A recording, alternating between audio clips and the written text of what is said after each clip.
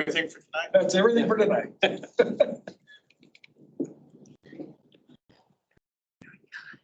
It is 6 o'clock. Recording has started. We do not have video recording tonight due to technical issues, but we do have audio recording.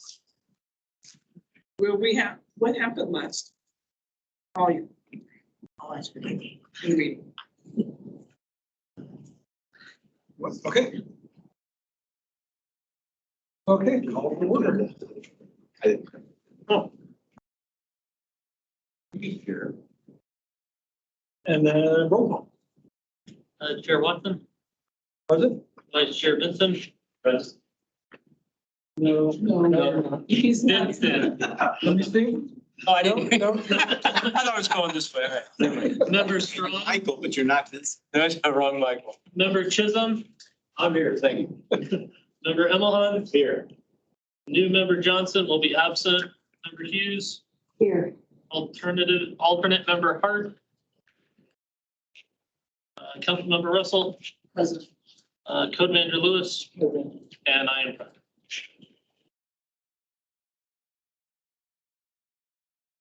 All right, approval of the minutes for the last meeting. I have Sonia. Do I have a second? Rick? All of those agree to for the meeting approval of minutes, say aye. Aye. All of those opposed? Motion carries. And we don't have anybody for public forum tonight. I have not received any emails and no one's here. Okay, so no one's here for public forum. So, Dave, Hi. it's on you. So with a huge thanks to Lead Officer Futro for helping with some of the statistic reporting. We completed a code enforcement animal report, which everyone should have a copy.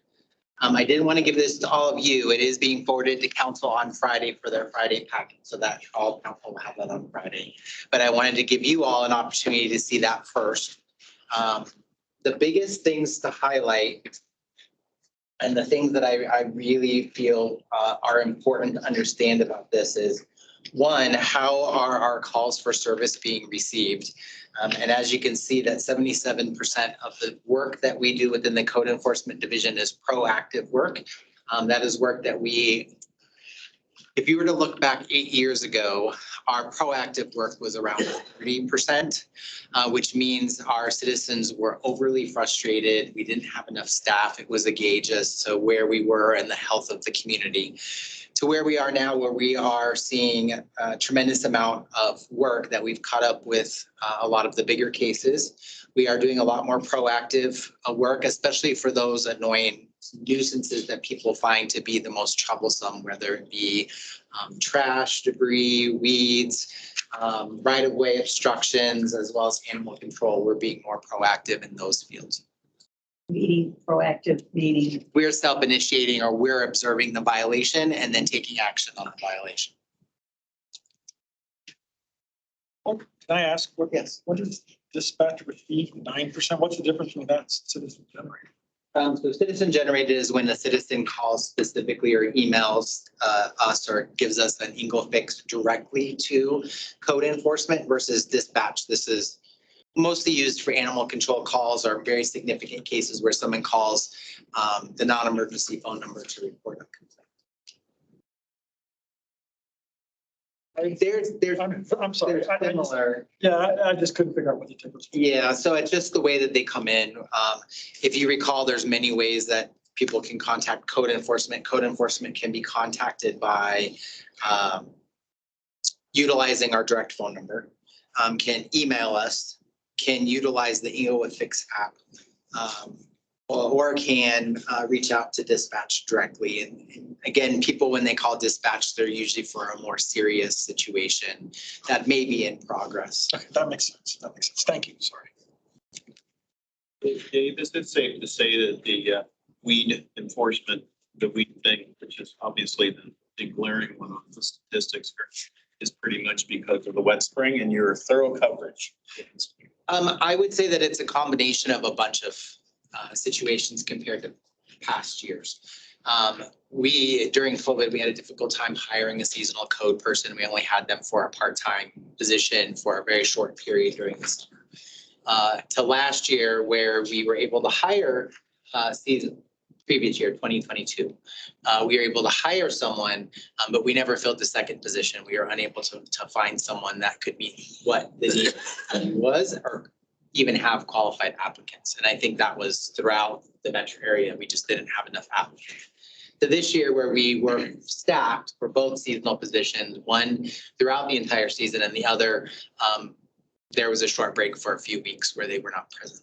And so it was a combination of, one, we had extremely wet spring that caused significant overgrowth and significant fire hazards, two, having adequate staffing to take care of those complaints. And so what I went ahead and did is I broke down the next two statistics so you can kind of see what we're doing. If you look at the next one, we've taken completely out of, we put in with the seasonal officer, so you know where our time is being designated as a unit, to where we've excluded the seasonal code officer, where we take the weeds down to 5% of our time because we focused on other areas that needed code enforcement, specific training versus just grass weeds, overgrowth, alley overgrowth. To where we excluded the seasonal and the park ranger, so you can see where the 4 district code officers and the types of work that they do. And this is very consistent with where we've been in the past. We typically do about a third of our calls for service, or the types of cases that we work on are animal related. And they are very specifically broken out separate. If you remember the conversation that we had this time last year and conversations moving forward throughout the summer as to how you all wanted to have statistics presented. And Officer Futro put together a program and was able to really dive deeply into our numbers and what types of calls for services and cases that we have, to include the breakdown of those specific park rules that you all had asked and City Council had moved forward. So you'll be able to see the specific breakdowns of what kinds of calls we have and how they relate to animals, code enforcement, how many summonses we issued.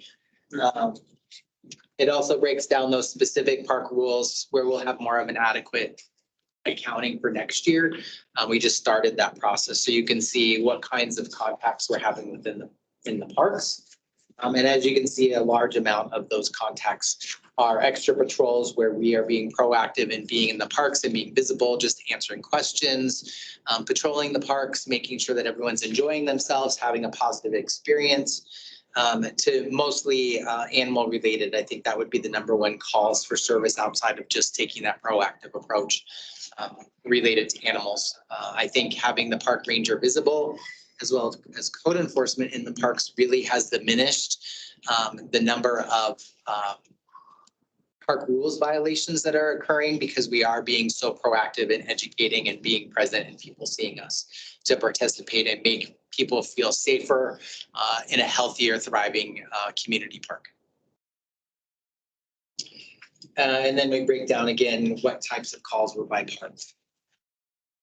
3/4 of the park calls are miscellaneous.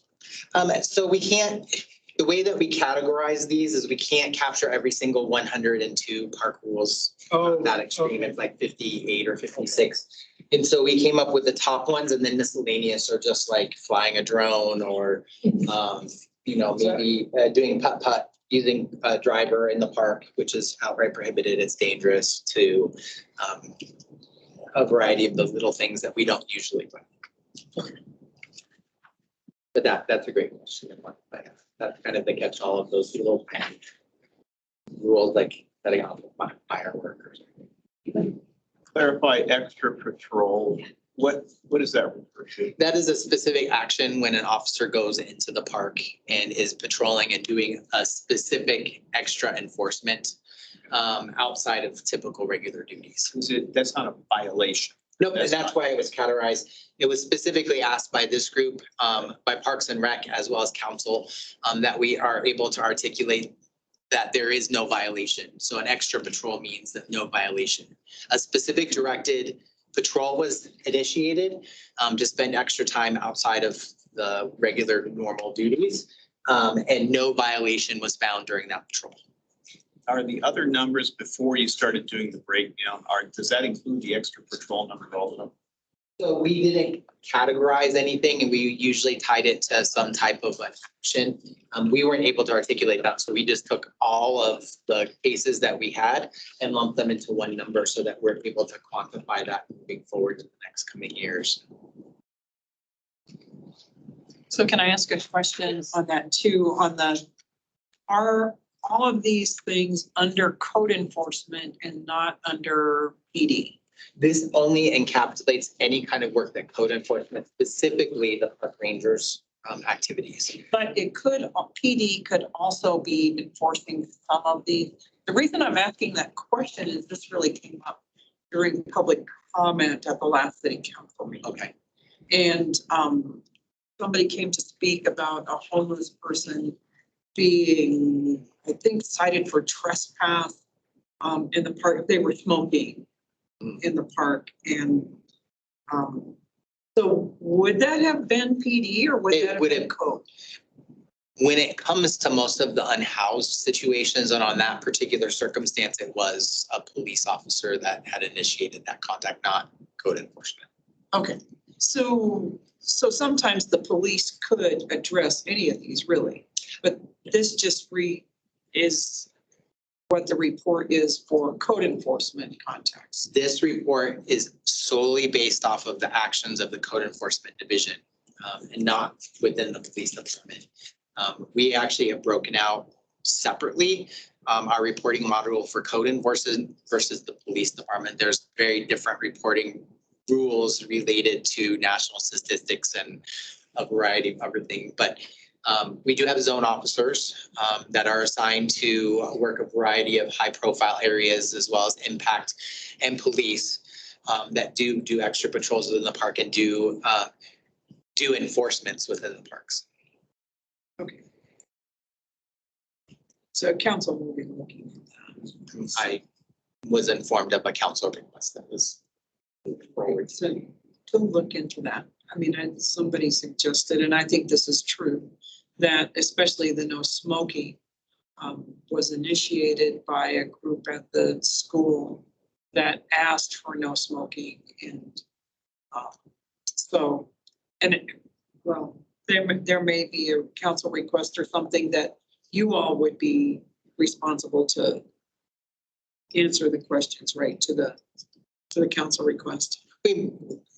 That may be, I don't know what the specific request is, but thanks for letting me know. I was alerted that there was some council requests on Monday and that they would be coming forward to the specific divisions. Right, and I think there's going to be a study session probably.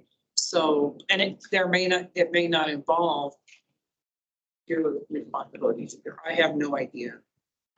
But I just know that it came up. So. Hey, what's the difference between this page here in terms of number of cases in the park and this? So the reason that Breakdown. we put this in is there has been some accusations, strongly worded accusations when we were going forward with a lot of the off-leash ordinances and reworking some stuff that code enforcement does selective enforcement at only certain parks. And so we put this together to show that we equitably enforce at a variety of parks and that we do spend time in all of our parks. And so this is really to just highlight the types of the work that we're doing in each specific park. We also use this as a gauge to kind of see if we need to send additional code officers or alert police officers to do extra work within a park based on any kind of elevated numbers. Is there any correlation between this and this? So the numbers are significantly higher down here than they are with the breakdown. They report very differently. AJ can maybe speak to that a little bit better as to why they're a little bit different. It's just the way that they're reported. They're quite a bit different, and that's why I was wondering. So for the one that's labeled parks at the bottom of the big spreadsheet, each of those categories is an actual drop-down category that the officer will select of what type of action they're taking. So if it's an extra patrol, if it's alcohol prohibited action, that's the category the officer is actually selecting to designate what action was taken in that park. The second page, where it's the park cases for 2023, is based on address alone. So these may not necessarily be in related to park rules violations. This could be an accident that we were requested to help police on for traffic control. This may be other things, but it's strictly based on physical address of the park versus the actual call for service or the action the officer took. So that's why they're going to always be drastically different to just how they're reported. They're pretty close, maybe off by less than 100. Yeah, we had 1,930 total parks cases and then 2,171 actual things that are associated with those addresses. We also could have been some of the activities also occurred during 4th of July where we may have been posted at a particular location, or if there was a holiday or a special event, we still log those as an action, but there is no violation. It's not an extra patrol, but we have to account for us being there on paper. Okay. Did we not, or did you not start doing the breakdown until September? So I believe it took a couple months to get the programming and stuff done, if you recall. And so to accommodate and do the testing and get the beta stuff done, it was not until September that we were able to have a full month where we can start taking those statistics. Now, the summons part of it, is that, what, they got it together? They got it together. They got it together. And then they had Well, there's two ways that you would receive a violation. Some are violations bureaus where you are given a ticket summons and you go into the court and you pay a fee based off of a court schedule. And that could be for a variety of different park rules, as well as maybe not having adequate rabies vaccination proof or your dog's off leash. Some of them also go to court depending on what the circumstances. So if it's like a dog bite, or if it's a substantial case, like somebody's refusing to provide information to an officer, interfering with the case, then those would go forward to the judge for an actual court hearing. Sorry, same section. Why in November were the summons so high? I would need to look to break that down. Oh, okay. No, it's fine. I was just curious if you. No, just one. Summons. oh, summons. Summons were 135 in November. So some summons, the way that we capture that also encompass certain parking violations. So that we call it a summons. We can't break it down as a parking ticket versus summons versus that's how all of them are, because it's an action that's going to the violation bureau. Okay. I would have thought July would have been a huge number there for the 4th of July stuff. Oh, yes. So with that particular case, we only open one case and then log everything associated with the 4th of July parking at the park under one case. Okay. That's big case. Yeah, it is. Which may have. It's like you probably just pick out the top 5% that's worst and the rest you just ignore. We usually do. Because it's just so, It's mainly fire zone and those kinds of things that are dangerous that we need to have cleared that we really work on. But we do try to get people on their way without being in the area, without giving violations. And I apologize, I don't have a copy of the letter. Oh, any more questions about statistics? I just want to say thank you to AJ and Dave. You responded. Thank you. Great, thank you. Yeah, I love the detail. The detail's great. The letter is on the very back here. Oh, sorry, I didn't see that. Can I just ask one more question? About the Englewood piece, is that becoming more effective? I mean, some people have complained they report and then they'll get a call, it's been dismissed or it's done, and it really was.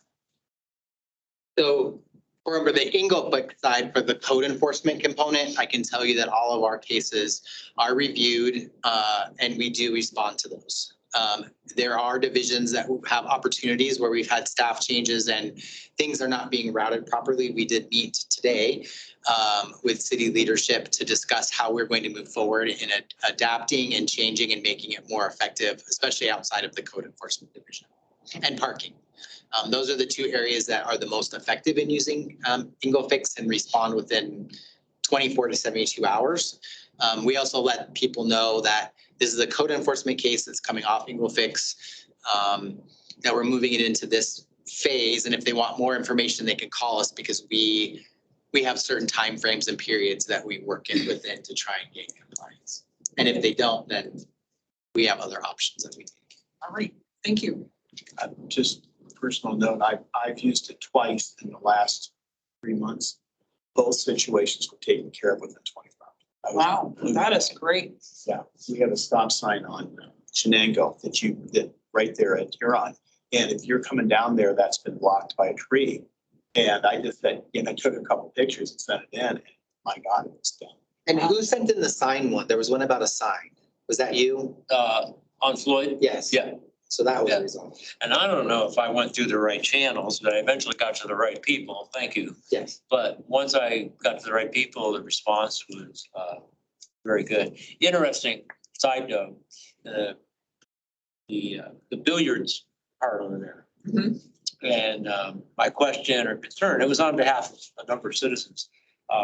Lots of litter and big signs hanging on there. And the city responded, signs came down. There was even a cleanup. And wouldn't you know, probably 30 days later, signs went back up again. Amazing. So made another phone call. The city took care of it. But it's just pushing the boundaries. I mean, really We have that a lot. in your face, of you're not allowed to do this. Uh-huh. It's that simple, but they did it anyway. But anyway, all's well that ends well. Was it signs on the grounds or? No, there's, on that corner, it's Bannock and Floyd. There's an Englewood fence, this green metal fence that goes around the corner, and there's even an Englewood logo in the metalwork. So they took the temporary signs and just hung them up on the fence. So if you're driving, you just see all these beer signs on the fence. So I just know from a past life, signs are a big deal, and you can't just put signs up. It's actually in the code. Yeah, and so, but it was addressed, and they haven't gone back up, but it took more than one effort to take care of it. Yeah, and that specific responsibility falls to the community development zoning department. They handled signage. Well, people were very appreciative. Good. Really, really good. I like hearing that. So we'll bring these statistics forward quarterly to you, usually about 30 days after that quarter, so that you all can start reviewing those on a more consistent basis now that we have a process in place that we can utilize. Something I would urge you to do, Dave, is when you present it, what comes out at you? What hits you? I want to look at the data, but what's it mean? That's how we usually utilize it. As of right now, there's nothing that's standing out. It's very consistent with past years. And so I haven't seen anything that's really jumped out except for that weed component. And we just had a very unusual season. And so that's where that's the only thing that I'm seeing that really doesn't match up with past seasons. Actually, some of the cases in the statistics matched up pretty consistently within a couple hundred or even pretty close to the number. Parking did go up this particular year, and that's because we did provide extra assistance. We did have a parking member that was out that would normally capture that data through the parking department, but due to FMLA leave, that person was out. And so we really need to step up and take a lot of those parking enforcement calls to try to help out the city, because that's another nuisance annoyance that people call in quite a bit and get frustrated about parking. Is that parking on the street? It's street parking stuff, yes, expired plates, disconnected trailers, abandoned vehicles. So we really stepped in and took care of a lot of those temporarily, just because we didn't have somebody that could do that on a consistent basis. Last one for me. Regarding the seasonal officers, was their only task weed control for the summer? Grass, weeds, and overgrowth. So if the sidewalks were blocked, if trees were blocking access, trees were blocking in the alleyway, grass was overgrown in the alleyway. So they looked at all of those components. Did they look at trash at all? They would refer those to a district officer. Their responsibility was solely the training that they received is slowly grass, weeds, and overgrowth. Thank you. Any more questions? Rick, are you sure you don't have another one? I said that was last. Well, but you said that twice. So I'm just making sure. That's my last Okay, lesson. okay. And so on the back, there's a letter from a citizen, Delilah Wilson. She is somebody that I have communicated with Other packet, all the way on the back. other back of the packet. Only, that's on your packet, Dave. It's not on the main. Oh. It was online. Oh, it was on mine. So it's on the online version, sorry. You can read that, but I'll just summarize it. She's giving gratitude specifically to me, and I can't take full credit for this because it's not me. But she really found herself frustrated because she was dealing with a vacant property next door. Actually, the city's been very frustrated with that particular property and have multiple cases and have had to abate the property. Very frustrated regarding some trees that were dying and diseased. And the way that the code was written, the code enforcement had very little authority to intervene with those trees. Because of the work that this body did regarding the emerald ash borer and requesting to have the trees moved from a different title into a nuisance, that actually triggered a few changes within the code, which allows us to remedy that as a nuisance over just a warning, go get an arborist, follow their directions, to the fact that we are able to, one, issue them a summons into court. And our first preference when it comes to trees, because it is a very expensive bill, is to summons the owner or occupant into court, most likely the owner, if we can find them, so that the judge can move that case forward and have it adjudicated or order them to have the tree removed. In this particular case, we've exhausted all of our opportunities actually over the last 4 years to try and locate this owner. We've done so much digging. We partnered with the detectives. We cannot find this owner. It was supposed to go to a foreclosure. The bank never closed on the foreclosure. So this property was very dangerous. And because we weren't able to locate it, the city, based off of nuisance and the proper posting, we publicized it. We did everything we can. We exhausted every opportunity that we ended up having to receive authority through the city attorney's office and the nuisance to abate those 2 particular trees. And since then, we have liened those taxes so that when the property does sell, the city will recoup the $9,000 that it costs to remove through a contracted party that the council has approved, plus a 25% administrative fee that goes to the city for the amount of extra work that we had to do to get this property into compliance.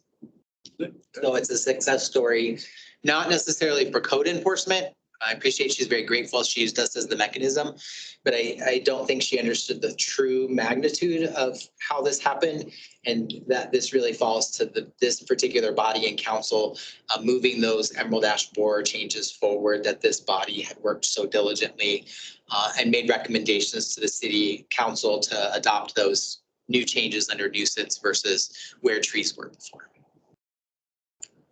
I remember that because I was out campaigning and talking to her, and you acted very quickly and responded. Well, and I had been You working. had already been working. Yes. Yeah. And I had let her know that there's nothing that I can do at that particular time, that we have to wait until this code is codified. And then I'd be able to start the clock and start that process forward. And so I took this case on directly because of the frustration and the fact that this was the first time the city was going to utilize this process. I wanted to make sure that I followed it and I could see how it worked, where the kinks were, where the concerns were, how the whole process worked out. And it did take about 6 months to finally abate these trees due to the arborist review, having to close down the street, having to get a crane to get those trees out, because where they were located, We'd have to tear out the fence or it was gonna hurt somebody else's house. And so it was a very complex removal. They were hanging, as I recall, on both sides. I think Yes. the one on the other side was dealing with the same kind of. Yes. Were they infested with emerald ash borer? No, these were not related to ash trees. They just were very, very large original trees that had had some of their tops cut out, but the trees continued to grow and the growth, and then they were very large. One actually had a cavity and another one appeared to have been struck by lightning at one time. So I'm thankful that it didn't catch on fire. Right. But they were very dead and diseased and needed to come out before. One of them actually overhung this particular person's bedroom and she was deathly afraid. She actually moved out for a period because she thought she was going to die in her sleep if a big wind came. Wow. So was the property vacant? The property has been vacant for multiple years. Where is it? It is 4790 South Cherokee is the vacant property. And as you all know, their council is aware that there is a vacant property ordinance that will be moving forward at some point. That will require owners to register their vacant property, to be responsible to board up the properties or fence off the properties if they're not going to manage it. This is one to make sure that we're not having unhoused or people breaking in and causing fires. But to also hopefully get these vacant properties moved back into the market and cared for or sold or and this goes for commercial and residential. Really trying to also identify those so that community development can work with vacant properties, specifically commercial, to try and get somebody in there and incentivize renting those vacant commercial properties out. Rita, I've got a question for you. Okay. Regarding this, and it has to do with specifically the changes coming down. Is it okay if I ask that now? Now, the ordinance is not in place, and so it's not really an actionable conversation right now. We will bring this ordinance forward once it's drafted, and then more conversation will happen around that, but it will be enforced by the fire marshal's office. And maybe it's on the tangent to this, and I know I was reading an article about Lakewood doing this now. And apparently they're dinging vacant property owners basically to offset costs of services that are being incurred on these. Is that going to be part of that discussion, or is there? You more likely can answer that because it really hasn't come. It has not come before council. This is still in the preliminary phases, and I'm bringing you guys in just so you understand. This body has also approved the inspection fee ordinance to move forward to council. So the city council is lifting the moratorium temporarily on, because there's a lot of code changes that council has been looking at or requesting. And so those two things will be coming forward. So I can tell you this property alone, we have invested more time, money, and energy than a lot of our other properties. And so it is really draining and exhausting on our staff to have to go out there so many times to look at the weeds or look at the trash or the dumping or property maintenance issues, like the balcony might be falling off in the back, or there might be some other situation, property maintenance code issues. So the city has spent a lot of time and energy with this one particular property. So do you go to the assessor's office and try to figure out who owns it, or? We always do. We cannot find this person that's listed on this deed. So We don't there is know if somebody they're dead. listed. We don't know. There is somebody listed. We just cannot find them. We've looked at all associated information. We've sent out letters to every single person that had a similar name and demographics, all of them gave an owner. So this is one of those unusual cases where we just can't locate. Have the taxes been paid? We don't believe so. But what, then it should be. But see, there was a bank that was there's actually posting on the wall. This is a unique case because the bank said that they're foreclosing and that this is the dates and this is who you're to contact with any cases. We've contacted this bank multiple times and nobody seems to know anything. So Maybe they can't foreclose because they can't find the lead person. either. So it's really, an unusual circumstance. Is any of the cost offset, you talked about that, are there liens against the property that would have to be satisfied then before it's purchased or before the final? At purchase and closing. At purchase. Yeah, we just actually had I think you did a council request about some stuff on Cherokee. There was a property that was gonna be sold that we had to abate twice for weeds. And they- And has it been a while? Yes. So I don't necessarily remember right off the top of my head. You were asking if the city is maintaining it. And if so, how? And so we abated the grass, weeds, overgrowth, stuff in the alley twice. That property went up to be sold last week and the title company reached out to us to just make sure that they're satisfying our lien. I remember one that I did similar to that, was on Pennsylvania. That's the one, not Okay. Cherokee. I'm thinking of this one. Okay. The Pennsylvania property, Mhm. white stucco one that had overgrowth. Okay. That's the one that just recently sold.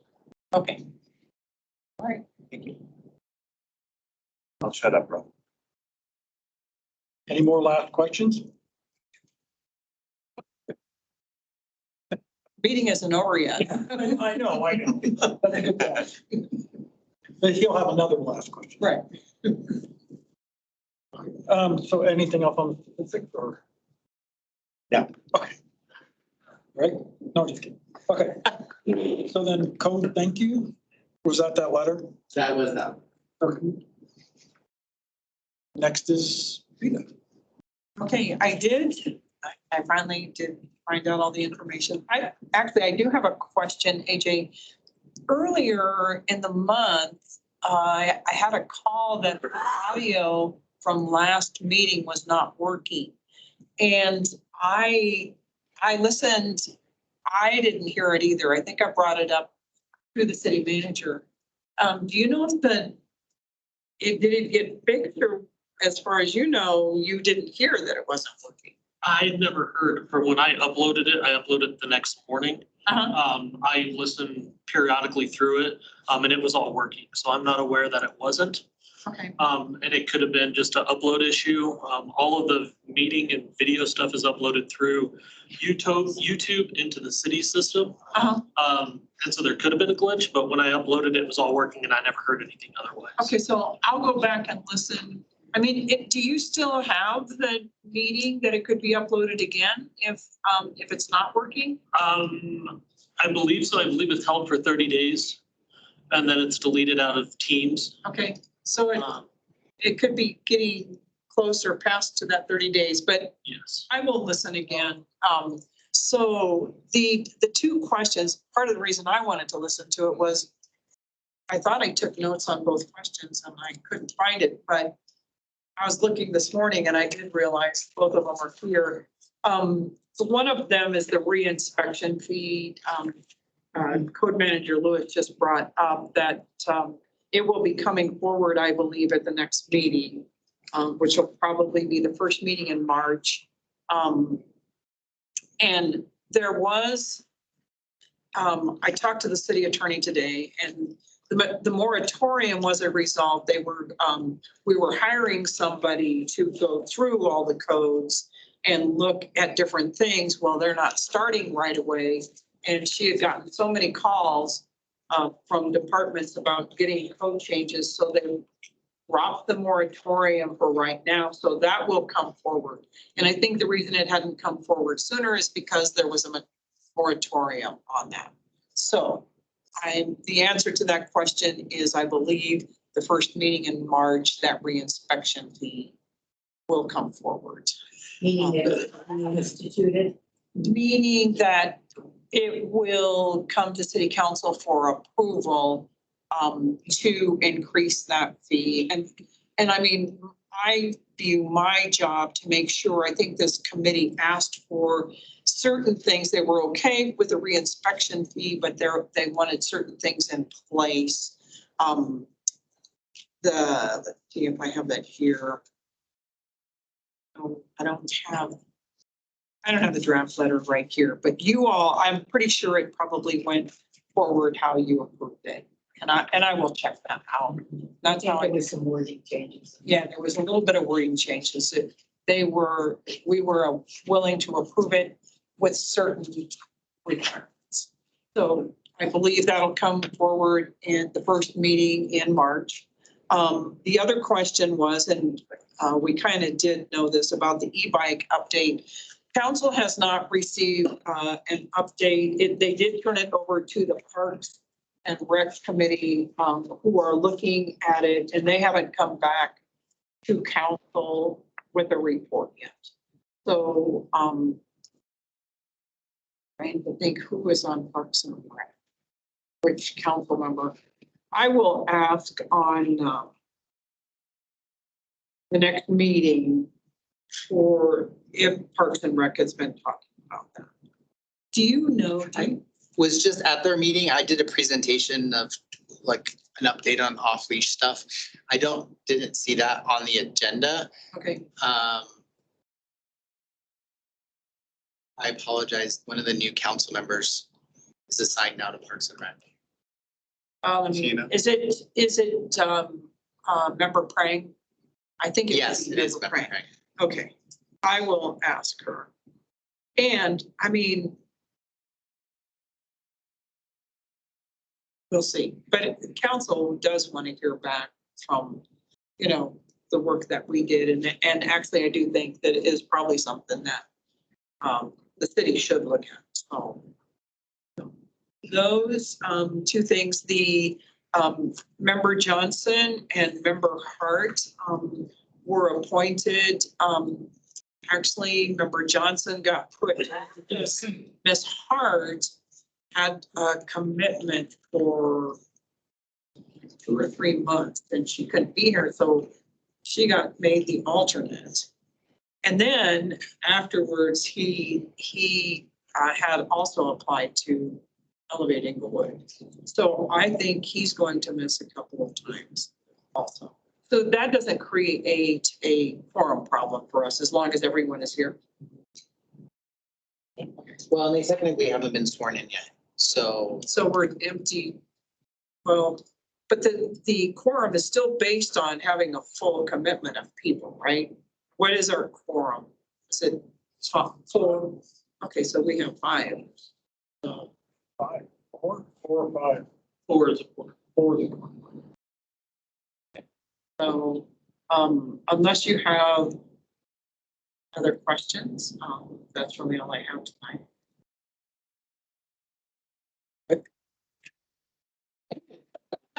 All night. Just because I engage and ask good questions. Just like to make sure you didn't forget it. Okay, thanks. I have a question. Sure. And it's, I don't know if you know anything about it, but I noticed in the Englewood magazine that they were giving 100 homeowners who requested it information on xeriscaping information and some money to xeriscape their lawns. I just wondered, is this a new program or do you know anything? I don't know anything about it and I didn't, I think you're doing great. You're on a roll, go for it. You're Do you know the you're the chair of the sustainability. oh, committee. You that's talk. where it came from. Do you know about it? Yeah, it's a program that the city got some grant money for, Okay. and it's limited. It's first come, first served. Right. But if a citizen is thinking about replacing their turf, the city has made a program available so that there's actually a kit with all the ingredients and the instructions, so that you can rip out your sod and put in xeriscaping or low water vegetation. I think 4 or 5 people did it last year, and we have like 10 or something this year. So it's You only have 10? yeah, no, I mean, we only have money for about 10. I thought it said 100. But I hope you're right. I don't think it's that many. You know, now that you're talking about that, I do remember that. And you don't even have to do your entire yard. It's just a certain percentage of your yard. So all they have to do is inquire Mel England's the staff person in terms of sustainability, and she can send people to the right department and the right phone number. But What's her name? Mel England, Englund, and she's the sustainability coordinator. Very good, very helpful. What about if, like, we live in a condo building and we're redoing the landscaping with, we want to put more rocks in there? You know, that's interesting. I think this is for single residents. I don't. It could be single family residence, but if you call her, she would be able to answer your Yeah. questions. Okay. I mean, she's a gold mine of information, for getting you to the right resource and the right person. But it started small, it's still small, but I think it's grown a little bit from last year to this year. And the people who took advantage of it are quite happy. Well, I thought it was 100 when I read it in the, Wow. There's money associated with it, and that's a lot of money. Yeah. Yeah. 5 for 100, so. I don't know. I got a neighbor who, they've been xeriscaping for the last 3 years. They just don't water anything. Yeah. Oh, it's And a savings. well, yeah. It's not intentional. Oh. You go on that ground. Oh, yeah, That kind of exists. yeah. so it doesn't look so hot. You know, if you like getting weeds, it's great. It's natural. Yeah. You know, just a sidebar, it does bother code enforcement. We're all gonna have to buckle our seatbelts because in my neighborhood, there's a family that went crazy on sunflowers. And code enforcement was very gentle and supportive, which they appreciated. But out of the blue, they literally had tunnels going through, which you either think is pretty cool or you think it's pretty crazy, depending on your choices. I think we're gonna see more of this. What is xeriscaping? What is a pollinator garden? What is a weed patch? What is a neglected property? I think we're gonna be challenged to try to. We'll have to probably do definitions, right? I mean, Yeah, there were sunflowers, there were a lot of them along Dartmouth Yeah. Avenue, west of Broadway. Yeah. And I mean, And they cause to think, like, I think they're beautiful, but pedestrians and bikers and stuff Yeah. are like and getting scratched. ADA compliance. People were getting scratched and were frustrated that You they can't weren't win. cut back No from the sidewalk, so. You can't win, but I guess that's our job, struggle with it and figure out what's reasonable. But it's, on the one hand, there are forces in Englewood saying low water, pollinator gardens, work with Mother Nature. And then the other side is, I can't walk down that sidewalk. There's a tree that's gonna fall on me, so stay tuned. But the lawn replacement program was one step towards water conservation. We're always looking for more opportunities. Get along with Mother Earth. Okay. Englewood Magazine updates. Well, we submitted the information. Rick and I talked about what we would do for this last publication, and they didn't use it. So we never got a call to do. And the feedback that we got, it was fine, but maybe that this would be something where they would feature a lot of different commissions, boards, and do it on that basis. So sort of it's a fact sheet about what is code enforcement, how can you get involved, how can you participate in making Englewood. Which is somewhat limiting because we were hoping to be more timely in the way that we approach some of the issues that are specific to it. And I would hope that we can push on them a little more to be aware of not just an awareness piece, which helps people, I just want to caveat that the magazine and the creative control is really outside of a lot of people's scope because we submit a variety of ideas from a variety of different boards, from council, from community members. There's a bunch of input, and then the creative control lies really with the editor and communications. And so they are the ones that really drive how this goes. There's there's no guarantee that a board's gonna have their information in there. They're gonna hopefully try to put something in. But there's other information that needs to go out as well. So everyone's vying for this coveted space. Most of the magazine, as you know, is primarily for Parks and Recreation. That's the Park and Recreation schedule, the class schedule.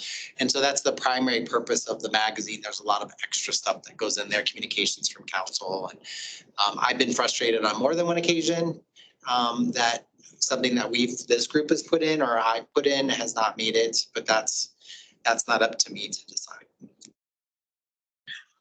Well, maybe council could. I was a little frustrated myself. They keep cutting down the size of the article. You gotta cut your article. You gotta cut your article. No, I'm tired of cutting it anymore. Yeah, I hear you all. I'm your biggest advocate, so. So talk to your council member. Yeah, they don't seem to have a lot of pull in this. There is an opportunity though, and I don't want it to get lost because in the midst of the weed energy situation last spring, we had conversations and we said, can we be more proactive in our communication? Instead of it, is it a warning or is it a reminder? Can we communicate more and can we communicate more effectively? Because in my mind, it's really a friendly reminder. It hasn't gotten anywhere near you're in a heap of trouble. As we're in winter months now, I would think it'd be great if somehow the communication efforts of this group could move towards a more, a kinder, gentler, more effective type of communication. And code enforcement is not the enemy. Exactly what we hope. Yes, so I don't know where that is. I mean, you guys are working on that and I don't know what's possible, but I think, yeah. Well, if sustainability can get a 2-page spread, we should be able to. Absolutely, absolutely. And it's probably Yeah, the squeaky wheel gets the grease. I don't know. I agree with that. You could use that. So, So We wouldn't Do you need remember- that much, but right. do you remember what the dates are of, and maybe you know this, what the dates of the magazine come out? Because the deadline is the month before the magazine comes out. And it seems like this last one came out February 1st. So it's quarterly. So that would be about May. So I don't have the dates. They were working on November 29th, remember? yeah, That's our we date. got it in and we did everything the way they wanted, but it wasn't what they want to. And each magazine also kind of has a theme that communication has put forward. So they're storyboarding stuff already for the year as to what the theme of that particular magazine is going to be. I'd like to know what that is. And remember, I sent you, I was looking for that email. Do you have it? The one which said, Where he's responding to my questions, let me dig in and see. and I forwarded it to you and Yeah. couldn't find it anywhere on my computer. That's, And it was in January, because we were doing phone tag with Chris Harder. And did Chris ever get back to you with detail with actual deadlines? no, he Anything. said See, they're that's- fluid. And I asked for that. I had a whole, Yeah, you did that. Kinda. yeah, it's in that email. He answered, all his questions, we'd like your deadlines, blah, blah, blah, and, even though it's fluid, there is a target date that they would like. yeah. And he said that he wouldn't give me any of that. But I can't find that email, Rick, that I sent to you, which was his response to a whole series of questions that I would like to be, so talk to him about. Right. And see what we could cook up. Also, doing a campaign, a public information campaign. I think I know it's been done before, but it might be the right time to do it again. And get that Englewood fix out there. Get the information for people to, how they can become involved in keeping Englewood within its codes. The codes are for a good purpose, not a bad purpose. They're not punitive. They're they're to enhance the environment of Englewood. I just forwarded you that. Oh, you did? Okay, well, it's in there. Mhm. I can go online. You want answers to those? Well, they are in there. Let's do this. Let's you and I get together and we'll bring Okay. it back to next time. Maybe we can lean on Crystal. You want to, We can lean on forward Crystal, right? it, forward it Council to, you person. want to forward it to me? To, Questions and his Yeah. answers. That would be helpful. because, yeah, if you do that, I have a meeting, I think Friday, that could be brought up. Yeah. Thank you. And we would, when can we get together and start this whole thing about a public information campaign? So I have to work with Chris to schedule a meeting to have a conversation about putting together a media plan. They really have been a little overwhelmed. So I will set something up with him. I'll have to figure out what dates work best with the two of you to come in and meet with him so they can put together a formal action plan. As far as the notice thing that you talked about, we've started preliminary conversations. We are working with the city attorney's office because code specifically dictates the language right now as to what has to be put on stuff. And so we're running into this, maybe it's a two-sided type situation where one side is the friendly information and please see the legal notice on the back. It's legal information just for I like it. because so that's kind of what we're leaning towards. But again, we have to still follow what's outlined in code when it comes to, I hate using the scary words of nuisance when it comes to weeds and stuff, but we do have obligations that we have to include. Otherwise, it's not considered legal information that we're presenting to the public. Yeah, there's a whole series of questions that I wrote down for him. He says he would like to work on it. And Dave, maybe you can do this. I think one thing that has been helpful in the past, even if you don't get a half a page or a whole page, just a little blurb somewhere that says, spring, spring is coming.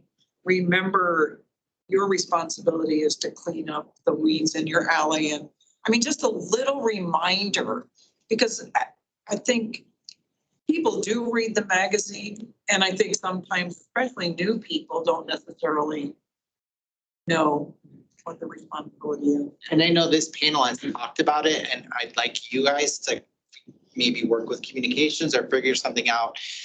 There has to be a way of welcoming people. We have we have welcome bags at the Civic Do you? Center, Okay. but it's the responsibility of the new person to come in and get that information. And not everyone's wanting to come and pick up a bag. How do we, one way that we can determine if we have a new person is one, usually they have new utilities. So they're setting up a new water, so Okay, we can right. utilize that. You guys can't. But figure out how do we send an information packet to them without creating too much extra work for code. But that might be a benefit that we need to member of code needs to send that out to a new person, welcoming to them to the community. Please remember, these are the top things. This is how to get trash service. This is what you need to do. Something along those lines within that welcome packet, or finding a way of getting it delivered. And I'm not opposed to using volunteers at some point. I don't know what that looks like, but I really feel like we should have we have an opportunity in the city to be more welcoming to new people, whether they're renting or they're owning, a way of welcoming them into the city, but communicating the expectations of being a homeowner or a resident within the city of Englewood in a friendly, kind way. It's interesting. I've lived in Englewood most of my life, but after I got married and we bought our first house, I think it was called, Rick just said it, welcome wagon, and somebody came to the house and just gave us a little basket with different things in it and information like that also. I'm going to ask for the history on that, because I wonder if the city had an employee that was responsible for that. Madeline Pincus. Let's have thinking of Madeline. Yeah. Madeline. Does she? She has those, and Usually she asks people who are the neighborhood, like national night out captains, to be responsible for that, but it's sort of a big ask. It is. But she wants the address and when somebody moved in, and then you can go and picked up the information in the bags. And then the neighborhood captains usually go out and try to welcome them or leave them at their doorsteps or. But we do have if I remember correctly, I haven't seen the new strategic plan because there's some adjustments that were made recently based off of council's retreat. If we kept in any portions of the connecting neighborhoods or what that looks like moving forward, I haven't seen the new objectives, but that would be something that would fall under that specific goal. And I don't remember for sure, that may have been one thing that wasn't necessarily a priority. So Madeline Hinkfist, what she has is not just code enforcement, it's a welcome thing Yeah, for well, every yeah, area. like you get passes to Pirates Cove, you get the address of the library, you get, Actually, that's a great. But there should be something from this committee. Yeah, absolutely. Is what I've been saying. There's a vehicle, yeah. like this is the a vehicle. non-emergency police number, the. And maybe that should Illustrator magnets. be more of a the- priority than focusing so much on the magazine right now, because they've done a lot of stuff with code enforcement, but I think maybe that's a great opportunity for you to partner with Chris and utilize some of the communications funding to maybe put together a flyer of like, Well, I think Stuff or a we talked magnet. about doing a campaign. I mean, doing some kind of like, Outreach, that could yes. be a piece of that to my mind. Right. Because it also includes. That would be social media. one It also strategy, include, yeah. You know, yeah, exactly, one piece of that. Like I also, you're always at the little get-togethers with me. They have them and mostly, I mean, because I'm on the library board and we used to man though. We should be manning booths at some of these public outreach things that I know you're at. I'm at, but I represent the city and I'm there to have a conversation with them. I know in the past, there was a booth that happened at the block party, but I think it Right. led to some misinformation being spread, and so it caused some conflicts in the community. So that's something that we can talk further through. You know, Madeline has booths at the park, the things they do in the park, and she's almost always through those. I wonder if there's any way we can partner in that environment rather than, that. Right.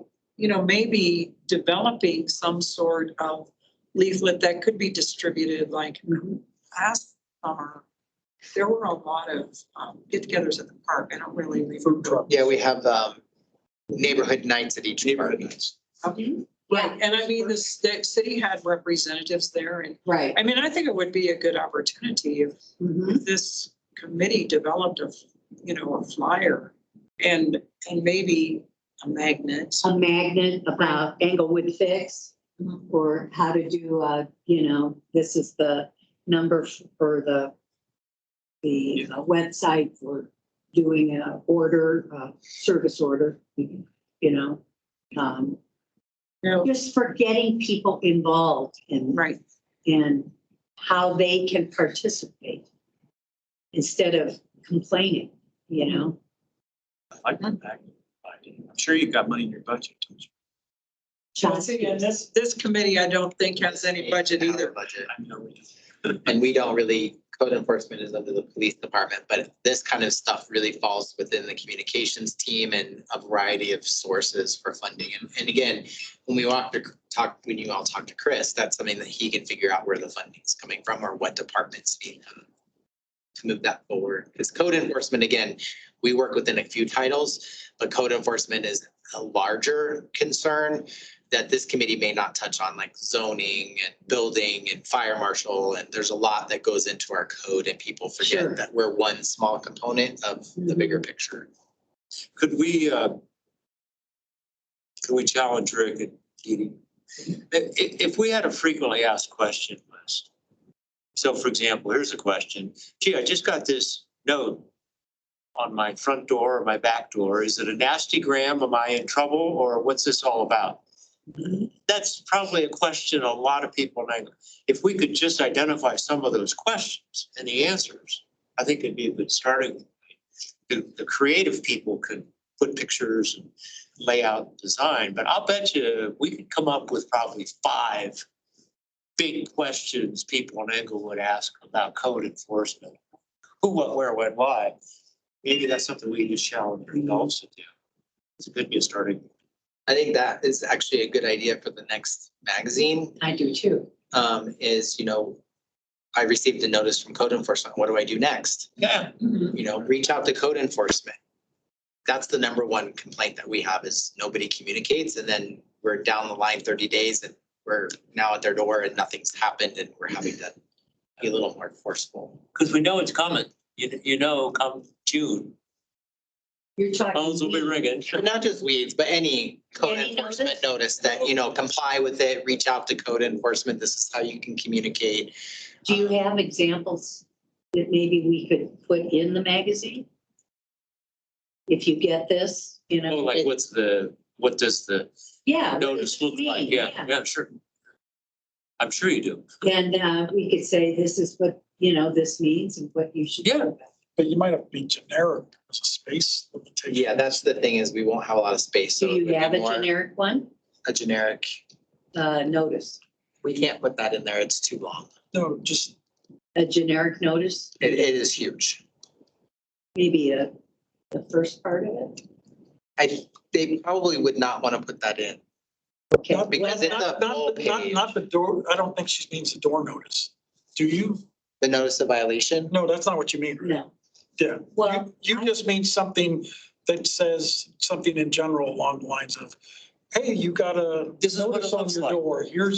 Here's who to call and here's what things. Yeah, they could put the graphic in. The but they- graphic is what- Not that graphic of that particular posting, but they would match a graphic that would go with the article.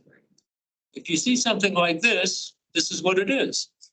Well, You're not in trouble. or title this. Well, because we got so much pushback on the weeds last year, we really, I think, in the April issue, we need to really address the weeds Yeah. directly. Yeah. And what that means. But- And that people have to But the take April, care of their alleys.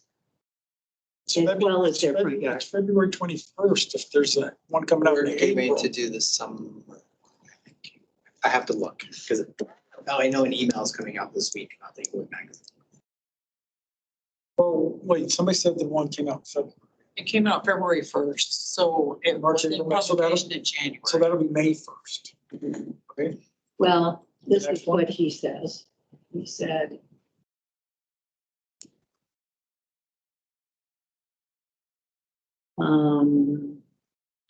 we haven't completed the schedule for 2024, but we'll begin writing content in mid-February and go to press in mid-April.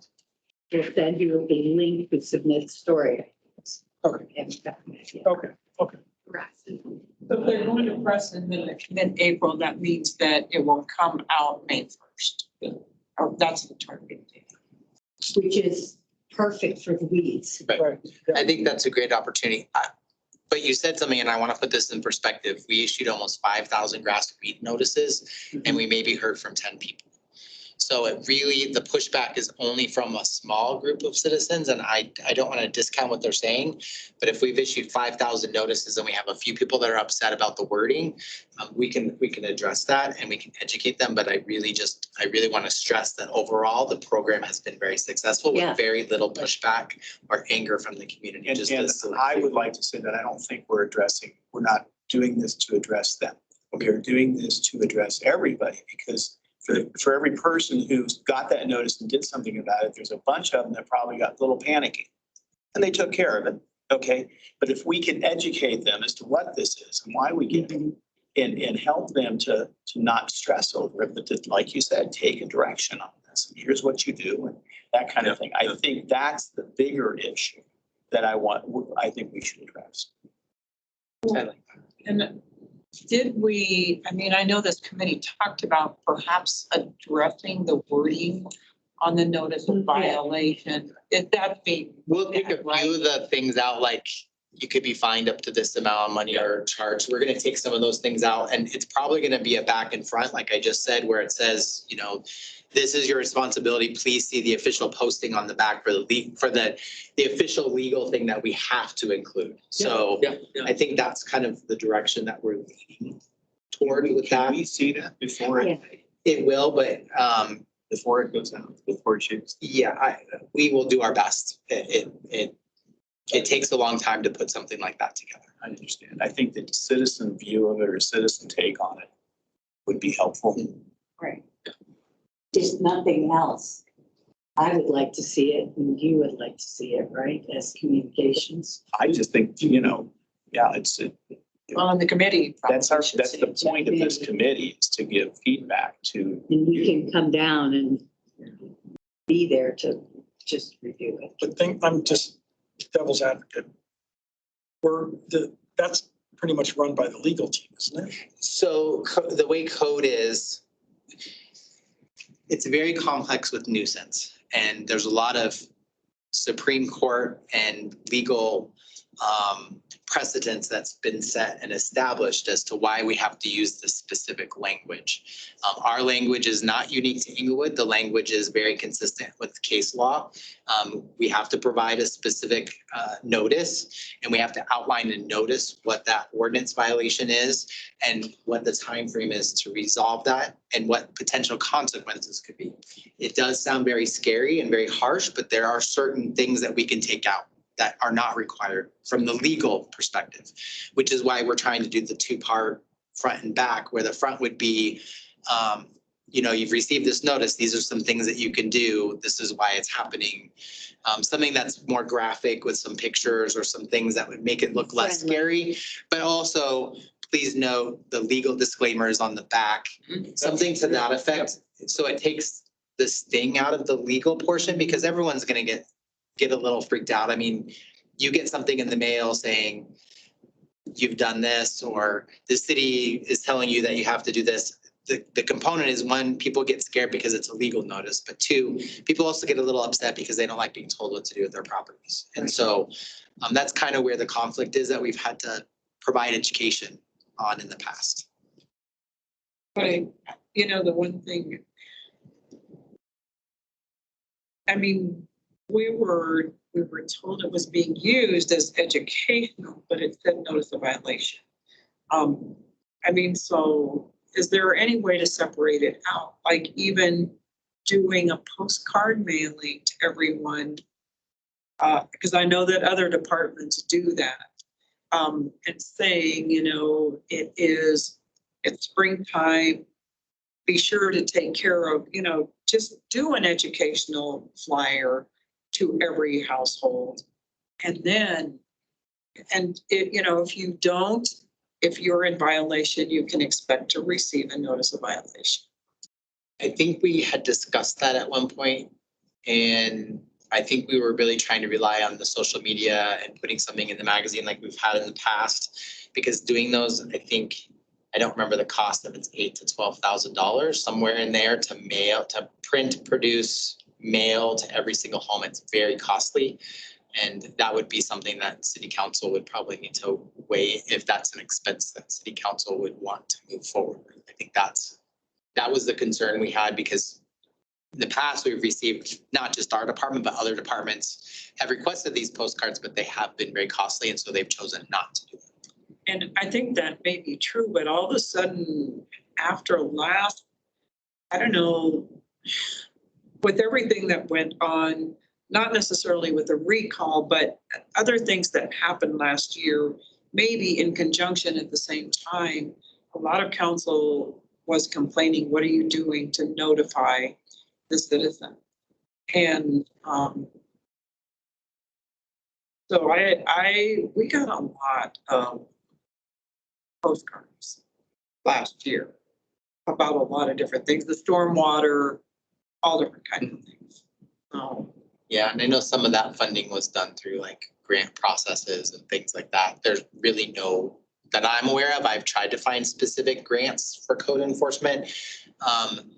There's a lot regarding community development type stuff, but nothing regarding code enforcement. So I haven't really been able to apply for any kind of funding for that programming. I think we're on the right track. I mean, the general notion of median rate, getting some thoughts collected, working on the deadlines, getting the communication going. I just have to say,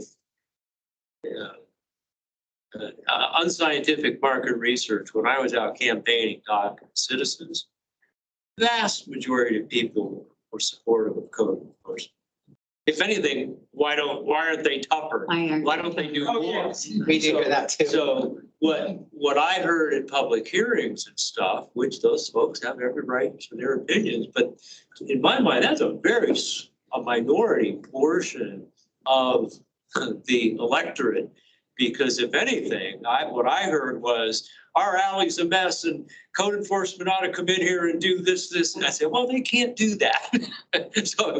So I think if we put some positive communications on it, like we're talking about, nothing's perfect, but I think it'll address what most of the people, most of the time need to understand. Well, I think that the push it should be on empowerment, on having them being empowered to let us know. It's not just code enforcement should do this. What are you doing to let code enforcement know that it's important? That goes back to equal fix. It goes, to those things. Right. Chris Carter sat here and I asked him, that when he was here, I said, what about utilizing the utility bills? Yeah. And he said, yes, he absolutely said we could do that kind of thing. That's an easy slam dunk if we could get a page in there. Actually, I think that is a great idea, but I think all of a sudden, a lot of the departments are jumping on it, right?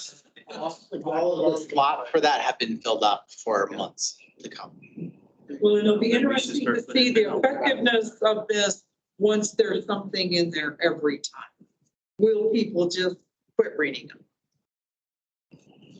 Depends on what it is, I think. Well, I mean, I look at everything coming through there. There's a lot of stuff I don't care about, but it's also about water and that I'm not necessarily interested in, but I think if it were outside of that, if it was bright, if it had artwork on it that made me want to look at it, if it was a little comical, or a little bit or fun. targeted question that people Yeah. are all interested in. People would. I don't know. I maybe I'm unique, but if it's in the bill, it goes there.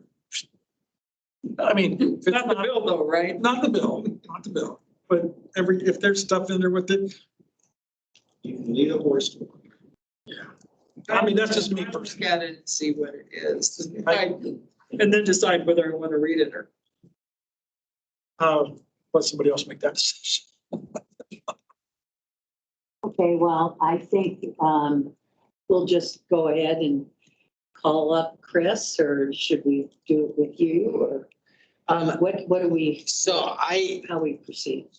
what's happened in the past, it's important that you work independently of what I'm doing because you are you're a different entity than the way I have to communicate stuff. And ours is very separate, but I will advocate for you the best that I can with Chris. But I really think you guys need to have that relationship with either Chris or a member of his team moving forward. Okay, all right. So we'll talk.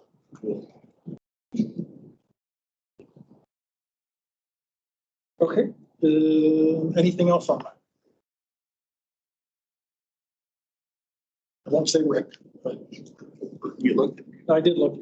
So next is unfinished business e-bikes update. Rita, Which we already got. Yeah, we already talked about that. I don't. I figured better make sure. Okay, next up is new business, review the CEAC bylaws.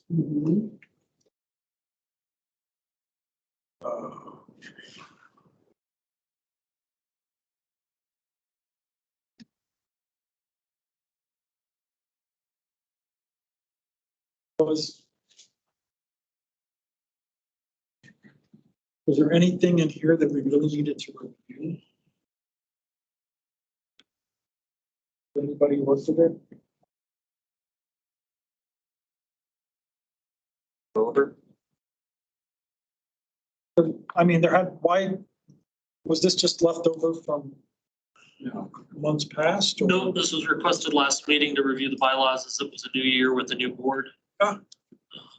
But we can pend it till next month if people haven't been able to review it. Well, it's not only that, but I would like, I mean, We don't have more members here. well, How many members? it would be especially nice to have the new members here Right. to do something like that. I think How that was many new part of members it. do we have? Two, But they're not going to be here for a couple yeah, meetings. for a couple of meetings for So sure. we were also going to have the city attorney here again to kind of go over like he did last time, I think, right? That was Over my the goal. CEAC bylaws.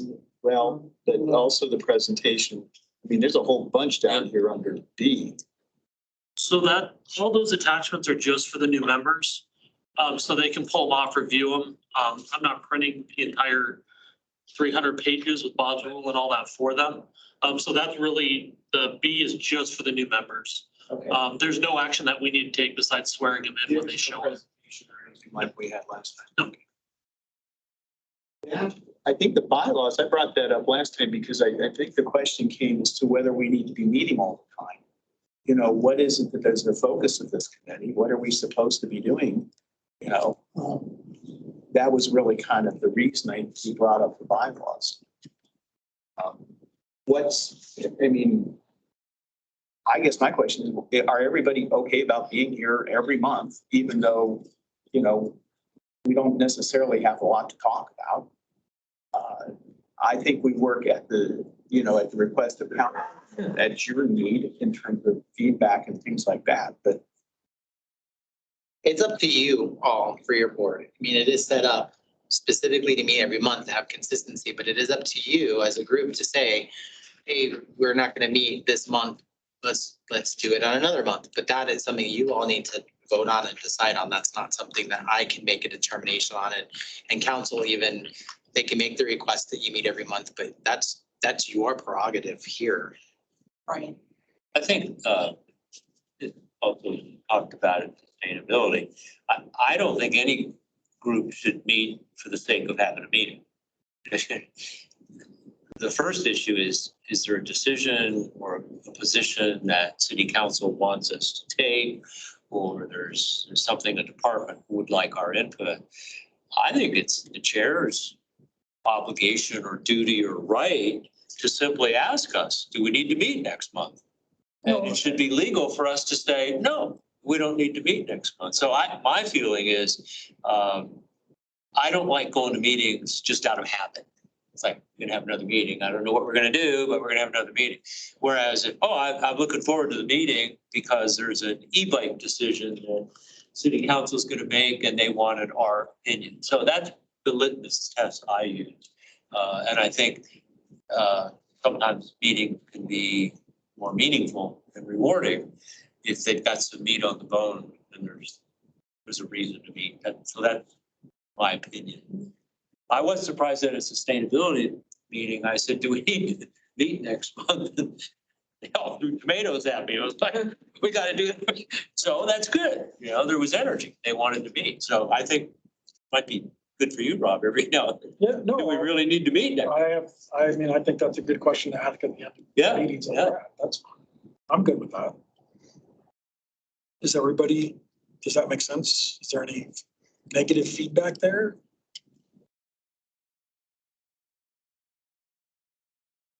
I'm a little concerned that we keep having meetings where not everybody is here. We're missing 2 or 3 people. I mean, we've had meetings in the past where we barely made the quorum and felt that we really couldn't discuss things because there wasn't enough people to discuss it. That's a concern for me. I would, if we went to fewer meetings where we really emphasized and made sure people came, and, made sure the schedules worked out and everything, then we might get more done every other month. We're getting done on a monthly basis right now. That's fine. If you don't mind me commenting on this, so I try not to take it personal when it comes to setting meetings. You all have to remember that not everyone's going to attend every meeting. You guys are all members of the community. You all have active lives. You're doing a variety of things. You have work, you have maybe grandchildren, you may be traveling. It's the same thing in the city.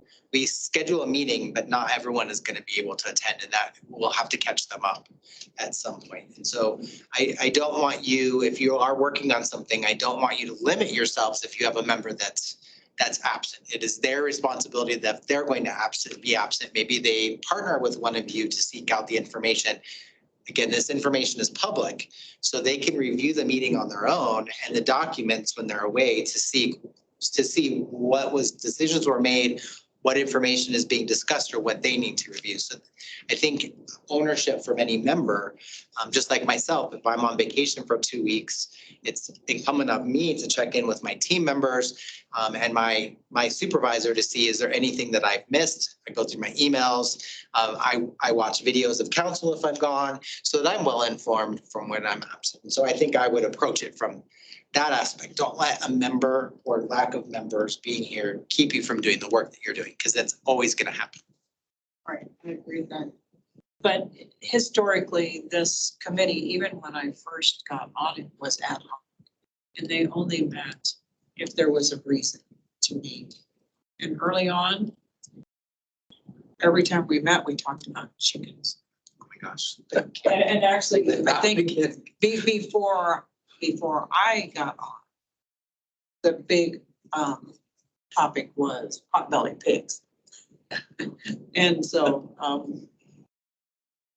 but I think this committee has come a long way talking about a lot of other things. So, And I think my feeling about that, and I noticed it particularly during the pandemic, was that obviously Zoom meetings are not as dynamic. They're not as engaging. And the more people you have sitting face to face, obviously we've even reconfigured this so we can look at each other, because we used to face that way. right. And the idea that if we have people who are exchanging ideas, that's the synergy of that. It actually gets some things done. So I'm looking at people that I've looked at now for a year and a half, and Getting tired of us. not really, but I am wondering, and I know these are new people and I know this is an exception, but, just to have enough of a group to be able to actually have some discussion where we move the needle forward, like what we're doing. You guys have been great in terms of giving input on what it is that the communication group should be doing. I like to see a full meeting. I guess I do. I think if you commit to doing it, you should be here, unless it's really an emergency. Don't you think we ought to have more people on these seats? Or like a small group. It's very small and it's hard to get, to get a lot of things done when you have a committee of 2 people. Subcommittee of 2 people. Right, the subcommittees. But tonight, I think the way this subcommittee really, and it started, I don't know, 4 or 5 years ago, the subcommittee. There was a great discussion tonight from the report that you had. And I think ideally that's what the subcommittee was designed to do some brainstorming between a couple of people and then bring those ideas back to the committee. Because if you try to brainstorm with everybody and there's not a subcommittee, it can go way outside the bounds of that and you might never. Right. And we have to, I just, again, want to caution everyone, if you have more than the 2 of you, then we have to do postings of the meeting and we have to take notes. And so we really have to limit that process. Okay. As long as I've been here, this has been the size of the committee, so Actually, I think that, there's more consistency. Trying to think, how many do we normally, has this always been the amount, 7 people? And other than last week or last month, I mean, we got close. But that's one of the rare times, right, that we haven't had a quorum or been close. We canceled meetings because of that. There for a while. Yeah, You know, this, I think the whole committee really did change when COVID hit. Because COVID just changed the dynamics of everything. And I'm really glad that we're back in person. I'm on a couple of, I'm liaison to a couple of boards that are still having, and according to the council policy now, Zoom can be used, but they want it limited. And last week, within the last 2 weeks, 2 of the boards that I attended, the chair was on Zoom. And that makes it so much different. But I think the meetings are better when people are all here Yeah. because we can engage. agree. Again, 30 minutes.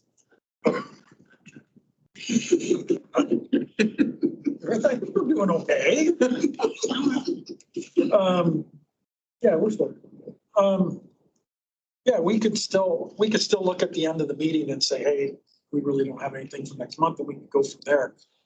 But I mean, at least for next month, that's going to be the last meeting before you have the submission for the Englewood magazine.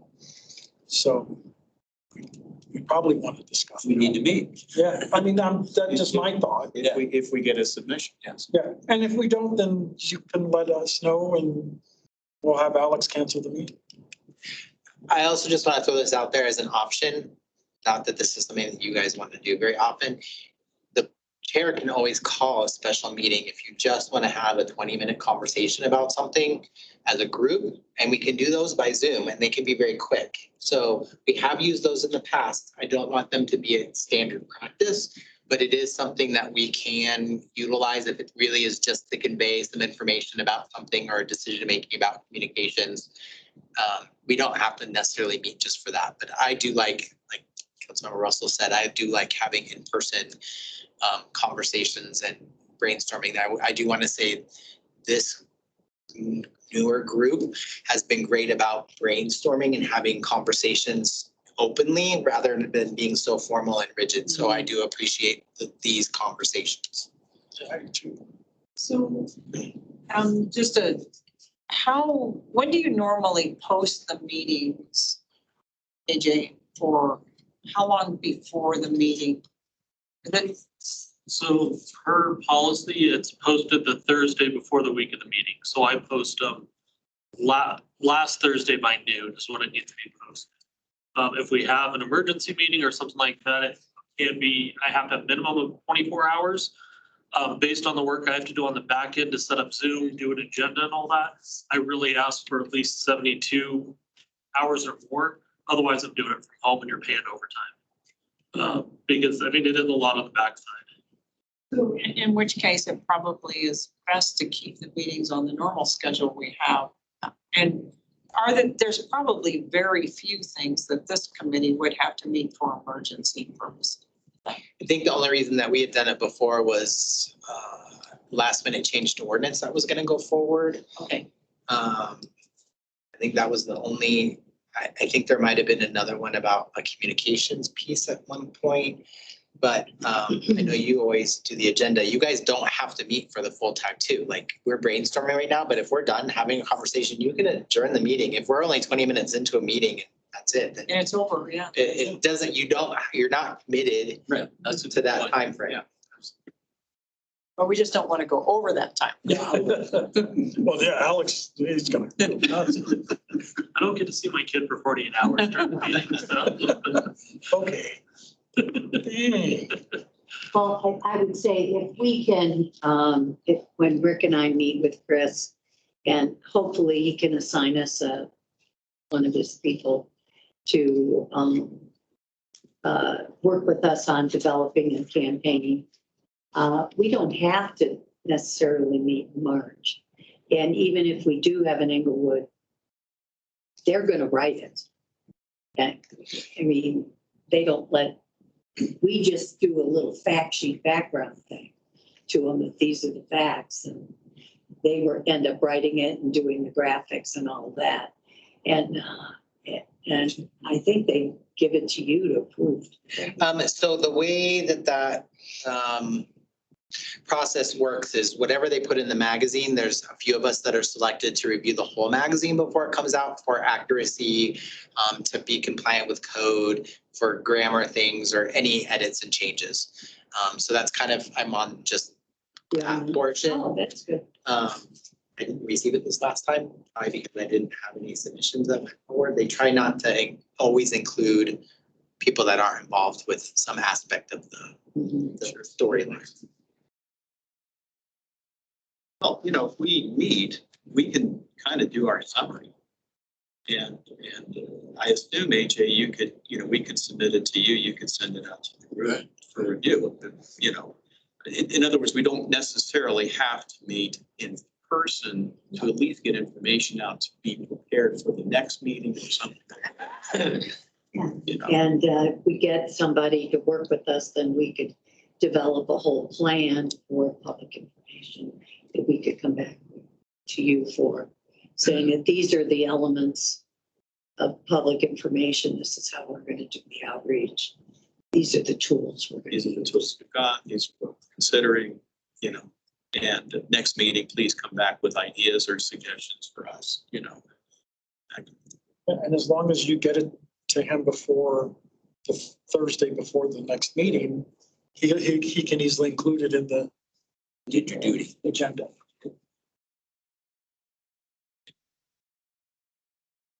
Thank you. Next is committee members' choice. Go ahead, Mike. I'm going to be brief because this is a little bit off the wall, but I don't know. Rita, here's another example of an issue. Which committee looks at it, talks about it? Where does it begin? So at a personal level, I live in District 1. And I am concerned about bunches of issues. The homeless issue is a good example. But something that the neighbors and I have been talking about is, and I understand some of this is a rough nerve ending, so I'm not pointing fingers or expecting anybody to do anything. I think it's just awful that you can drive through District 1, Cushing Park, and there are grocery carts everywhere. And on one day, there's not that many grocery carts. And on the next day, there's 10 grocery carts on the sidewalk as you walk or in the park or in the parking lots. Now, I know that it costs Safeway and King Soopers over $130 every time somebody steals or borrows a shopping cart. And I'm not trying to take a homeless person's shopping cart away from them. But if there's an abandoned shopping cart somewhere in Englewood, I think somebody ought to pick it up and return it to the store from which it came. I heard it's a touchy subject because I don't think code enforcement should be picking up shopping carts. I'm not saying that. We don't have the But ability. collective between citizens, code enforcement, police department, good golly, can't we get somebody to pick? I have done it. I have taken shopping. You push it there from. I wheel them over to Walmart. I go, oh, I could do this a couple of times, but somebody with a pickup truck could pick up about 10 shopping carts, put a bounty on them, pay them $10 every time. I'm going to keep talking about this, and I don't know if code enforcement has anything at all to do with it. I don't know if sustainability has anything to do with it. I don't know if city council has anything to do with it. It's starting to really bug me. So I'm going to keep harping on it. And I hope somebody could make recommendations or come up with ideas of how can we reduce the number of shopping carts, certainly in my neighborhood. And I don't know, there could be other neighborhoods in Englewood that have the same problem. But I would say District 1, Cushing Park is at the top of the list from my perception. And it looks awful. It just looks terrible. So whether it's sustainability or keep Englewood beautiful or code enforcement, there ought to be a law against it. So At the wheels that stop at the border. So you can't take the ones from Safeway off the lot because the wheels lock. Yeah, And they just did it because I've shopped least, at Safeway like and Downing and Evans, all Yeah. of them block up. At least all the old Downing parts and, did. the Downing and Evans. Yeah. Oh, that's interesting. Little dry creek, And they they used they to, wheel them into the creek. oh, yeah, that's true. And it's just They unsightly used to to say pay the least. people to They- go they around and did. collect them. That's what I was gonna say. They did. They used to pay did. them. I remember guys with pickup trucks taking them all back to the store and they used to They would pay get- him to get them back. Yep. Well, and it would be probably less expensive for them to pay to get them back than, I Yeah, know that Walgreens over on Broadway, I haven't been there for a while now, but there was a year where when you went into the store, they didn't have a shopping cart because they would all be stolen. Then you'd see another cart out, in their parking lot. And somebody's just upgrading their shopping cart. Left one that didn't work and. I will say that it has primarily fallen to code enforcement in the past, that really it's considered illegal dumping. The city will remove some of them from certain public areas, but then they go to the graveyard in Public Works and we have like 500 shopping carts there right now. you do? Yeah. Why Because don't they they, can't be recycled, the stores won't come pick them up. they won't? No, the stores write them off. We really, I will tell you, we have a frustration with the stores. We've tried working with them. Walmart, this particular neighborhood has them littered everywhere. We have a specific code officer who is beyond frustrated at dealing with shopping carts and getting Walmart to come over and pick them up. So they get accumulated and we have like 15 of them and then they finally come and get them. So this is something that the stores need to take ownership with. I don't know how to do that. I also want to be sensitive because they're also a huge tax revenue for the city. Not that it's their responsibility, but there are measures that I was told Walmart was going to do that have not regarding anti-theft carts. Target has implemented it, so we're not seeing as many Target carts over here anymore. We are seeing Safeway and King Super. Some of the King Supers have started the locking stuff. I'm not quite sure how to work on that disconnect. It is up to each store to collect their own shopping carts. Otherwise, we take them and scrap them. What would happen, Dave, if I had a pickup, I was just making this up, and I went around and I started picking up shopping carts, abandoned shopping carts, and I took them over for scrap metal, and I just turned them in. Would I get in trouble? No, because they're technically not stolen. See what I mean? It's like, But I don't know of a lot of the scrap places are taking, that was the frustration that we had because this metal is coated a certain way and a Yeah. lot of scrap yards are not taking the carts, which is why we have a whole accumulation of shopping carts at this service center. I know larger cities are starting to like charge a quarter, that you have to put a quarter in and to get the cart out. And then you get your quarter back when you return Aldi's has been it. doing that for a while. Aldi's does it, but we don't even have an Aldi's. I wish we did, Well, Trader Joe's, they're owned by Aldi's. But they don't, but They don't do it. but they're. I'm not quite sure what the solution is. It is a frustration for the community. We do get Fix alerts quite frequently about them and we really try and lean on the stores and we ask the community to lean on the stores because they really don't listen to us. There's no consequence for them. I know other cities have implemented ordinances that penalize stores for not picking them up. So I don't know if that's a route at some point we want to do. Again, I want to maintain that we're a business friendly community. We really rely on them. But there has to be some way of motivating the stores to pick them Okay. up. well, I'm I don't know gonna what that keep is. stirring the pot. There has to be something. I mean, it looks terrible. It looks terrible. Well, I've been at Safeway and not been able to get a cart Yeah. because they were all taken. And you can't, meaning that they're taken off their lot. People, there were no carts there. So I So know, how can you shop in a grocery store without a cart? Well, if need be, I'll call up the president of Safeway, somebody. Yeah, why not? Because I did on the homeless issue. And they said, oh, we want to do something about the homeless issue. And, you know, we'll work with the city, we'll do all kinds of stuff. But to me, this is a very tangible piece of improvement.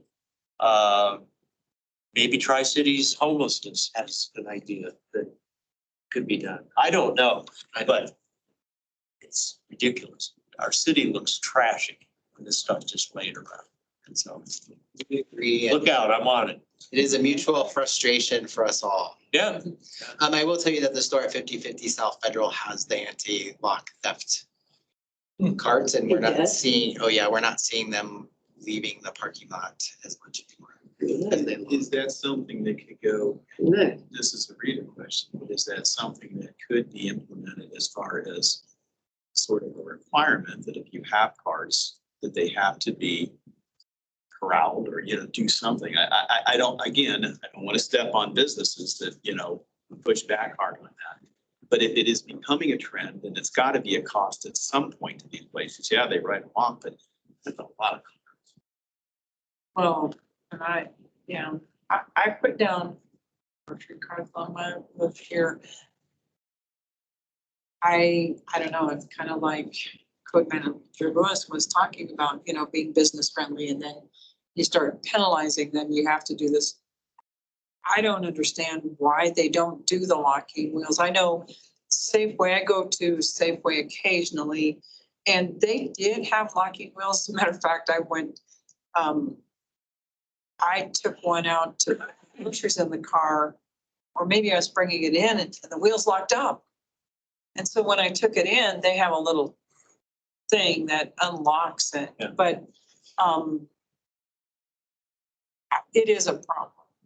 I think another problem that they have had, like, I didn't even realize this, those writing cards.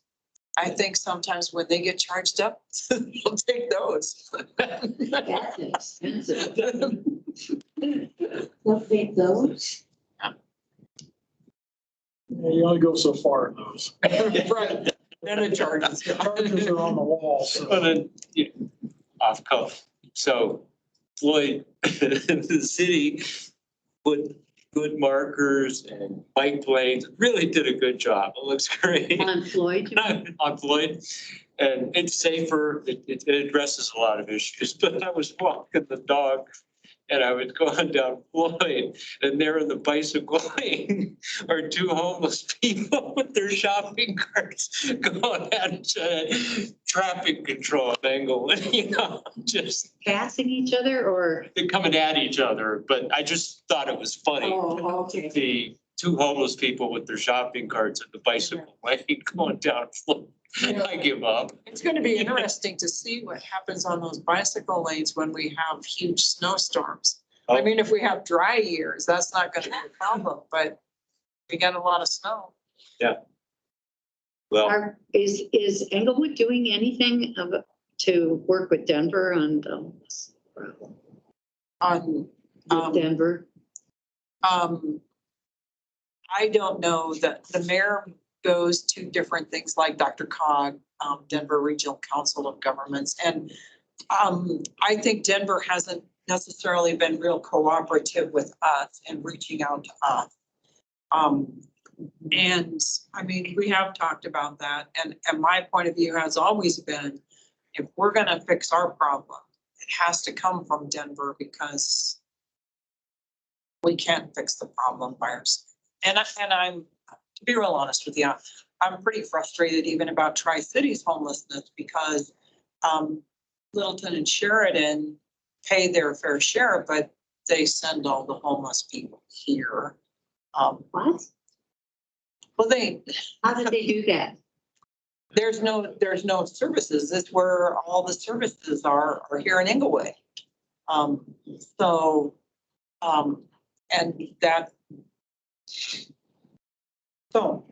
think it's a very difficult problem to fix, but I think we need to fix it because I think a lot of your complaints are really a result of the consequences of not fixing this problem or that problem. How to fix it? I'm not sure. And this is on another subject, but it's sort of related. Does Englewood wash its streets? Does it have street sweepers? We do more, that's in, right, the spring and summertime, right? Is it on a regular schedule? No, we don't have a regular schedule. We don't have the ability to do a regular schedule. We do it twice a year, and it's really to keep a lot of the debris and gravel and stuff from accumulating in our storm systems. And so that's the primary purpose of it. Citizens can always request, like, if you have a tree taken down or if there's extra debris, that you can request it and they can come out to do a street sweeping situation. But I think we only have 2 machines. And I think at one point, council asked for a council request or did something to see, can we do alternate side parking? Can we do the street sweeping? And it was some astronomical number to put in the signs and do the street sweeping, get the new machines and hire new people. And so council chose, I think, not to do it just because there were other priorities that needed attention in the city. Well, I think so, but that's been one of my things. If we did put up signs, so people knew, don't park here Tuesday afternoon Right. or whatever I mean, we've tried different things. We tried sending city crews out to put up signs the day before and. They used to. That's what they do now. um, And that's the process that they do when they clean this twice a year. They used to get door hangers. No, they used to put up the. Really nice about it. They'll And they'll do it come again. bring a tow truck It's coming and up. move your car to the other Oh, side of they the have- street They didn't do it and last year. don't give you a ticket like They- Denver. I thought they did So- the city. No, last year. Their cars were towed. You know, even though they I was was worried that it wasn't like Denver and at least I was like, it was just put on the other side of the street well, and there was no ticket attached. right. I thought it was like, There's pluses and minuses to yeah, no, I everything. thought it was like, I have this thing to go my around the husband's truck. old car, great, they moved it. Great, I didn't have to do it.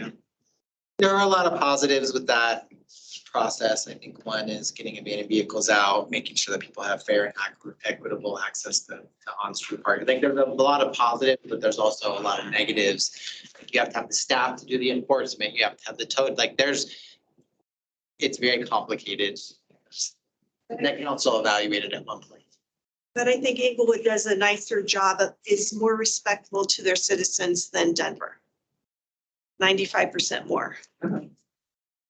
Both on our rec centers.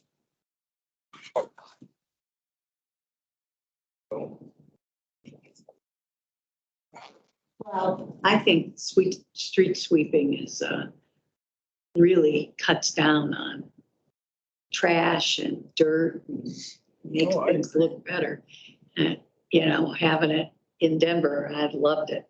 Just wish. I didn't like getting a ticket though, but I just wish last year they would have put signs up, because like I said, Missed your spot. Yeah, last year, I don't think, they quit doing that last year. Did they? I think they did. Yeah, like I said, Go out and that summer, I just watched you go right, Leaves off the and they sidewalk. right around my truck, as I was parking in the street. Yeah, oh, yeah, So, yeah. But a lot of people don't and just leave the street. So, sweepers come. But And we're then getting there's this close. big mucky Any other members' choice? debris stuff done. and it's like, I'm not allowed to. don't Well, really. Yes, but are you sure?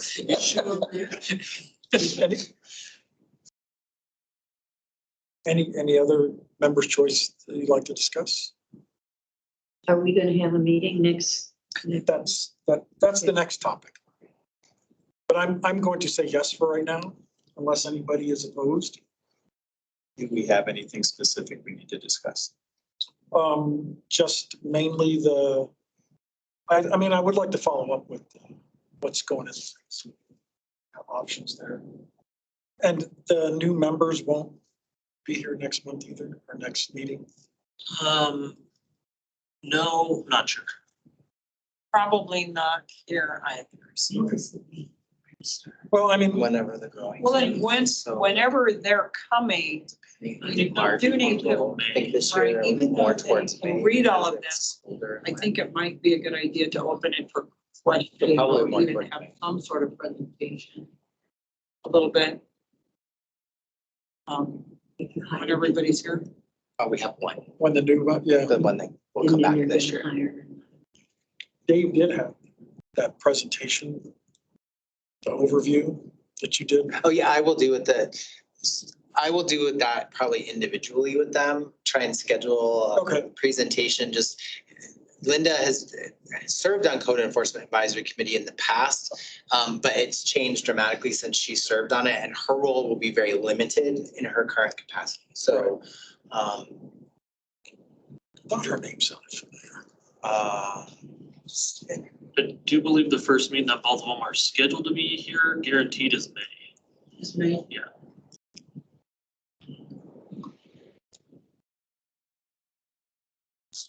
So we are. I would like to, unless anybody has a reason not to.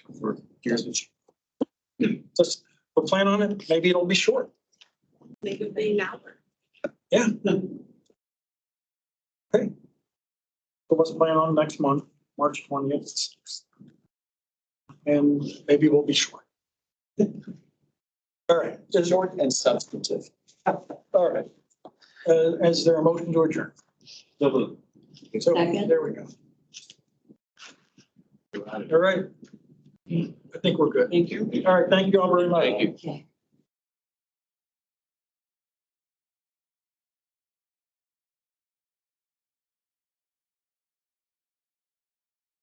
You want me to give you a call? Yeah, why don't you? Are you tired or are you? I'm retired and I'm working. I'm currently working with the rep for the elections, so I'm kind of working 4 or 5 hours a day. Volunteer or? No, okay. Oh, Yeah. what are you doing? I'm just an election judge. Oh, no, I see that. Yeah. Yes.